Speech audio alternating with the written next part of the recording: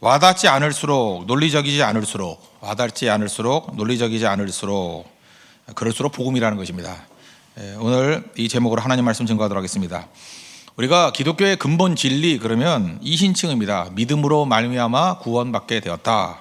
이것은 가장 중요한 우리 신앙의 고백이고 또 신앙의 핵심이라고 생각을 합니다. 그런데 이신칭은 이거에 대해서는 공격이 초창기부터 시작해서 지금까지도 어마어마하게 많습니다. 특별히 21세기 한국적인 상황에서는 이신칭에 대한 공격이 엄청나게 많아요. 행위주의자들, 특별히 율법주의자들이 이거 비난하고 공격하고 그렇다는 것입니다. 오늘 17절 한번 보십시오. 만약 우리가 그리스도 안에서 의롭게 되려 하다가 죄인으로 드러나면 그리스도께서 죄를 짓게 하는 자냐? 결코 그럴 수 없느니라. 이 내용이 뭐냐면, 이제 요약을 하면 행위주의자들이 주장하는 것이 이렇다는 것입니다. 우리가 구원받는 것이 믿음으로만 구원받는다. 그러냐? 예, 맞죠. 그러면 행위는 제로해도 되느냐? 행위는 전혀 하지 않아도 되느냐? 이렇게 공격을 합니다. 그리고 인간성이라는 것을 몰라서 그렇지, 인간이라는 것은 목표가 있어야 된다. 또 보상이 있어야 된다. 그래야 움직이지. 행위가 아무런 보상이 없다 그러고 뭐 목표도 없다 그러고 보상도 없다 그러면 누가 움직이겠느냐? 무슨 동기로 움직이겠느냐? 인간을 몰라도 너무 모른다. 그러면 믿음만 있고 행위가 없어도 된다 그러면 일종의 악을 부추기는 거 아니냐? 그럼 멋대로 살아도 돼? 예수만 믿으면 뭐 무슨 짓을 해도 돼? 뭐 항상 이렇게 극단적으로 나간다는 것입니다. 그러면 그 다음 나가죠. 그것이 인간 사회의 질서를 무너뜨리는 것이다. 그래서 이신칭의만을 들고 나가는 사람들을 반도덕적 또는 반사회적인 사람이다. 죄를 부추긴다. 그렇게 얘기를 합니다. 초대교회 때는 하나님의 의도는 그게 아니었는데 바울이 이렇게 만들어낸 거라 그랬어요. 이신칭의는 바울의 발명품이다. 뭐 이런 식으로 공격을 한다는 것입니다. 한국 사회를 한번 놓고 보십시오. 한국 사회 현실이 그거죠. 복음 안에서 자유를 줬잖아요. 믿으면 구원받았다. 자유를 줬는데 그것이 방종으로 이끈다. 그러면서 쭉 얘기를 해요. 그것 때문에 교회의 규범이 무너지고 또 교회의 질서가 무너지고 다 이렇게 범죄하고 깨지고 막 이러는 것이 이신칭의의 결과다. 그래서 한국 교회가 왜 이렇게 난장판이 되느냐? 이신칭의만 너무 강조하다 보니까 윤리가 사라져 버렸다. 그러므로 지금은 바울 신앙만 매달릴 것이 아니라 구약으로 돌아가야 되고 다시금 야고보서에 나오는 행위의 신학 뭐 이런 것들, 야고보를 오해한 거죠. 행위의 신학 이런 식으로 가야 된다. 그래서 이렇게 얘기를 합니다. 그 행위를 면제하는 것은 범죄를 방조하는 것이다. 이렇게 주장을 해요. 그럼 별 생각 없이 아무런 준비 없이 듣는 사람들은 사도 바울 때도 넘어갔지만 지금도 이게 매력이 있어 보입니다. 그래서 맞는 것 같아. 그래서 끌려가다가 행위로 나가면 나타나는 현상은 둘 중에 하나거든요. 자기가 좀 뭘 이루었다라고 생각하면은 자기 의에 사로잡혀서 교만해지고 못하거든요. 일종의 양심적인 사람은 못한다는 거 알아요. 그럼 좌절과 낙심에 빠지게 된다는 것입니다. 그래서 마귀의 꾀에 넘어가는 거예요. 그러니까 마귀가 광명의 천사죠. 이렇게 넘어간다는 거예요. 그러면 오늘 이거예요. 이신칭의를 공격하는 행위론자들의 이런 얘기들이 지금 얘기를 했더니 벌써 여러분들이 그거에 벌써 은혜를 받아가지고 끄떡끄떡하는 사람 되게 많아요. 매력이 있지 않습니까? 근데 왜 이런 행위론자들의 얘기가 매력이 있는가? 그리고 이신칭의는 왜 매력이 없는가? 그건 왜 그러냐면 인간성의 한 부분을 만족시키기 때문에 그렇습니다. 그래서 두 가지거든요. 행위신학이 만족시키는 것이 두 가지예요. 첫째는 심리적인 만족, 두 번째는 논리적인 만족이에요. 인간은 두 가지로 되어 있잖아요. 하나는 감정이 있고 하나는 이성이 있잖아요. 근데 감정도 만족을 주고 이성도 만족을 줘요. 그러니까 이게 무시무시한 거죠. 그래서 대부분의 역사에 있어서 마귀는 이 행위신학을 가지고 교회를 무너뜨리고 신앙을 무너뜨리는 거예요. 예수 그리스도의 십자가를 무너뜨리는 거예요. 나쁜 거 갖고 오지 않습니다. 이렇게 유사 진리 같은 걸 들고 나와가지고 우리를 넘어뜨린다는 거예요. 그래서 오늘이 굉장히 중요한 본문의 내용인데, 행위신학이 우리에게 주는 건 뭐냐면 심리적인 안정과 논리적인 안정을 준다. 한번 차례대로 한번 살펴보겠습니다. 첫째는 행위신학은요 심리적인 안정을 줘요. 왜냐하면 내가 원인을 제공하고 그래서 결과가 나왔다. 인간은 이걸 되게 좋아합니다. 그렇죠. 그래서 여자분들이 맨날 묻잖아요. 왜 나 사랑해? 사랑의 이유가 어디 있어요? 그냥 그러면 막 열받아요. 그죠? 예뻐서 뭐해서? 그거 자체가 얼마나 그 행위신학적인 접근이에요. 이해가 안 돼요? 그럼 뭐 늙으면 사랑 안 할 거예요? 그럼 늙어도 사랑하라 그러잖아. 불안한 거죠. 인간의 마음 가운데 그렇게 다 있다는 것입니다. 원인이 있어야 결과가 있다. 그래서 인과응보에 굉장히 사람들이 심적인 안정을 갖습니다. 그래서 대학 가거나 뭐 이렇게 뭐 불안하고 할 때 뭐 천지신명이라고 맨날 빌잖아요. 그거 왜 빌어요? 그거 된다고 믿어요? 아니에요. 뭐 되든 안 되든 간에 심적인 안정을 얻기 위해서. 그래서 그렇잖아요. 우리 어머니가 밤새도록 치성을 들여가지고 내가 뭐 했다. 그것도 본인도 심적인 안정이에요. 가짜들은 그렇다고요. 심리적인 안정. 그게 굉장히 우리에게 안정을 준다고요. 예를 들어서 여러분들 조금 일반 사람도 마찬가지죠. 뭘 줄 때 공짜로 줬다. 그럼 부담스러워요. 뭘까 일을 해야지 괜찮다고 생각을 하고. 인간의 본성이거든요. 공짜, 은혜가 공짜잖아요. 이 공짜에 대한 부담감이 있다는 것입니다. 은혜가 뭐예요? 이유가 없다. 심리적으로 전혀 와닿지 않습니다. 오히려 뭘 했기 때문에 뭘 결과가 나왔다 그럴 때 훨씬 더 사람이 안정감을 갖는다는 것입니다. 그러니까 인간은 이런 심적인 불안감을 오래 버티질 못하는 존재다. 그래서 행위신학이 매력이 있다는 것입니다. 조금 더 이제 문학적으로 한번 접근해 볼게요. 그 도스토옙스키의 까라마조프가의 형제들이라는 책이 있습니다. 저는 그 민음사에서 나온 3권짜리 책, 그 전화번호와 같은 책 3권을 권하고 싶은데 다 읽기 쉽지 않아요. 그리고 읽으면은 무슨 소리인지를 모를 가능성이 큽니다. 그래서 까라마조프가의 형제들을 읽으려고 그러면은 이렇게 읽으면 좋아요. 첫째는 요약판을 간단히 요약된 거 있잖아요. 어린이판을 먼저 읽어보세요. 그것도 잘 안 된다 그러면 인터넷 들어가가지고 까라마조프가의 형제들을 요약해 놓은 것들이 좀 있어요. 그렇게 그 한 10페이지 정도 되는 거를 전체 구도를 봐야 돼요. 그리고 들어가야 되고 그 다음에 그걸 욕심부려서 다 읽을 생각하지 말고 띄엄띄엄 읽는 것도 되게 중요한 것입니다. 띄엄띄엄. 이 까라마조프가의 형제들이 왜 중요하냐 하면은 첫째 여러 개도 이제 고등학교 학생들 있죠. 영어 시험 볼 때 영어 지문에 굉장히 많이 나와요. 그래서 이 내용을 알고 있으면은 그 영어를 읽어도 이해가 되는데 내용을 모르면 영어 해석이 안 돼요. 해석이 이게 뭔 소리야 하고 그죠? 그리고 이게 왜 중요하냐면 동양 사람들에게서는 인간상을 연구할 때 삼국지를 주로 연구하죠. 그래서 유비 스타일이 어떻고 조조 스타일이 어떻고 뭐 이렇게 얘기하지 않습니까? 왜냐하면 삼국지에 삼남안상의 인간상이 다 나오기 때문에. 근데 서양 사람들은 공유한 삼국지 같은 역할을 하는 책이 바로 이 까라마조프가 형제예요. 이 안에 굉장히 많은 캐릭터들이 나와요. 다양한 성격의 사람들이 다 나와요. 그래서 너는 누구 스타일, 누구 스타일. 그래서 이거는 사실은 무조건 읽어야 됩니다. 왜냐 서양 문학을 이해하기 위해서는 사람들이 까라마조프가 형제들은 다 알고 있다라는 전제하에 얘기를 해요. 그래서 영화 백날 잘해봐야 이런 거 안 읽어놓으면은 대화에 끼질 못해요. 무슨 소리인지 이해를 못한다고. 이런 걸 고전이라 그럽니다. 꼭 읽어보십시오. 근데 실제로 다 읽은 사람은 별로 없어요. 근데 이 책 가운데 제일 백미 중에 백미라고 얘기하는 최고라고 생각하는 것 중에 하나가 뭐냐면 그 아들 중에 이반이라는 애가 있습니다. 이반이라는 애가 굉장히 반골 기질이 있어요. 반골 기질이 있는 애인데 얘가 책 속의 책이죠. 그 안에 자기의 논리와 상상을 가지고 대서사실을 하나 지어넣어요. 그게 대신문관이라는 내용이에요. 대신문관. 대신문관만 따로 띄어서 읽어도 돼요. 대신문관. 그 스토리가 바로 딱 이 행위신학을 얘기하는 거에 정확한 내용들이에요. 그 대신문관의 내용이 이겁니다. 그 안에 책 안에 책인데 또 하나 이제 이야기를 만든 거예요. 16세기입니다. 16세기 대신문관이 누구냐면 추기경이에요. 캐톨릭 추기경이 어떤 일을 병하느냐?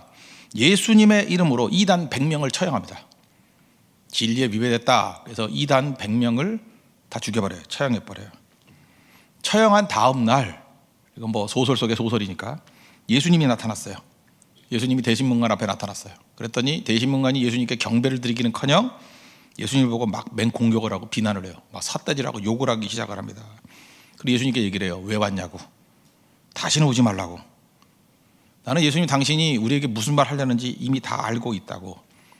왜 사람을 죽이냐 그런 말 하려고 그러지. 그거 다 알고 있다고. 그러면서 이렇게 얘기합니다. 추기경이 예수님께 항의하는 거예요. 당신은 우리에게 너무나도 많은 자유를 줬다. 갈라디아 2장 얘기입니다. 우리에게 너무나도 많은 자유를 줬다. 그것이 당신의 치명적인 실수다. 예수 당신은 인간을 과대평가했다. 인간은 그 많은 자유를 감당할 수 없어. 인간은 그렇게 자유를 감당할 수 없고 자유가 있을 때 인간은 오히려 불안해하고 절망과 좌절 가운데 치달을 수밖에 없다.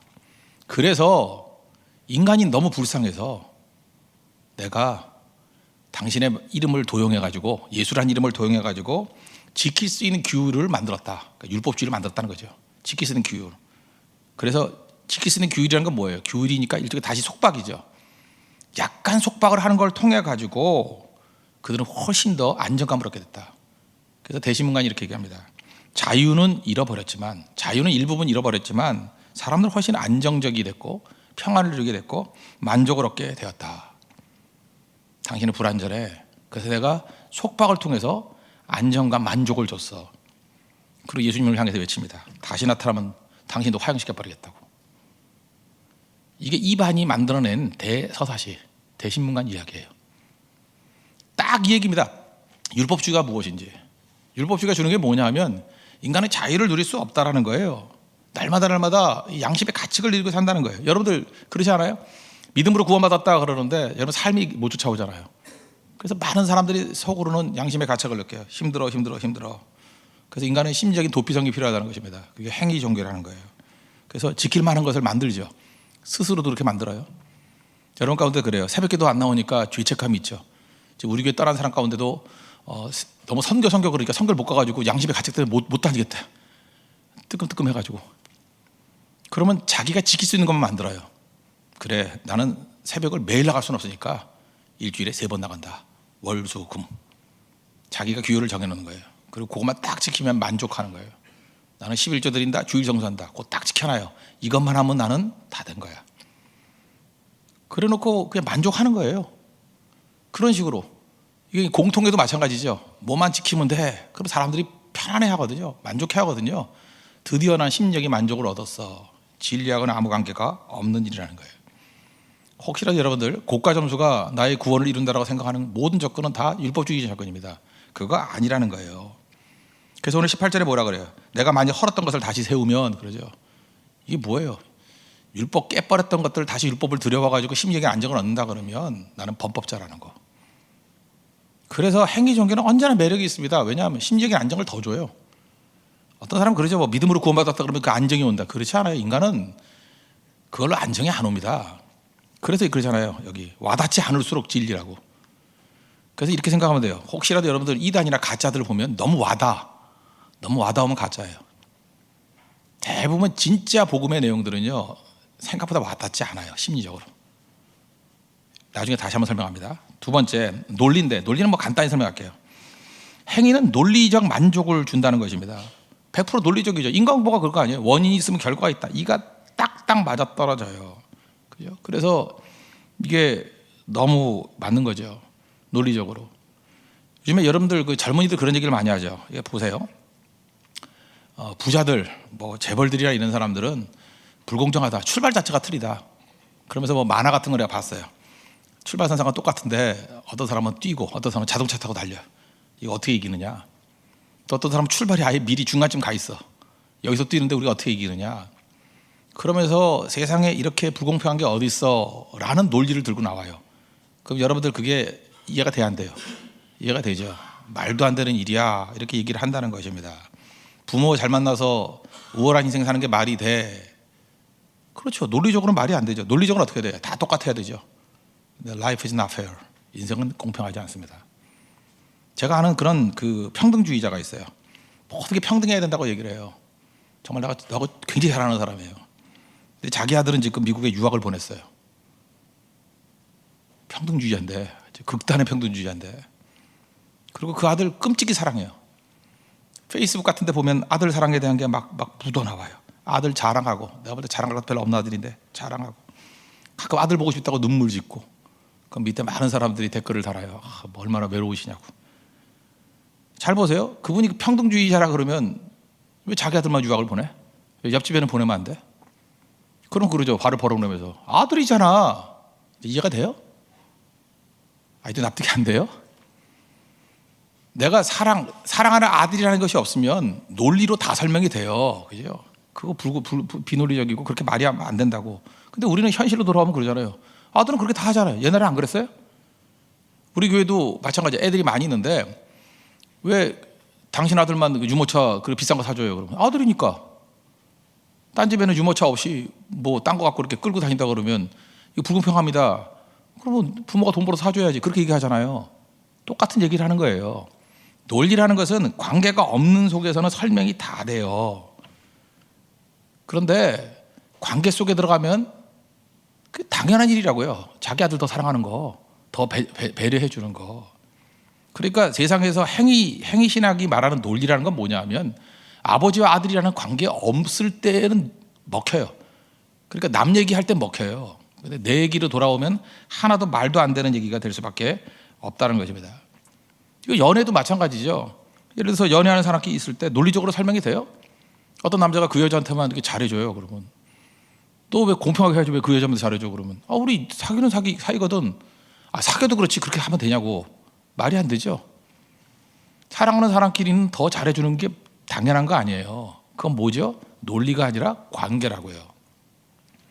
마귀가 우리를 속일 때 사랑의 관계, 아버지와 자녀의 관계를 다 배제시켜버리고 오로지 논리, 로직만 들고 나와요.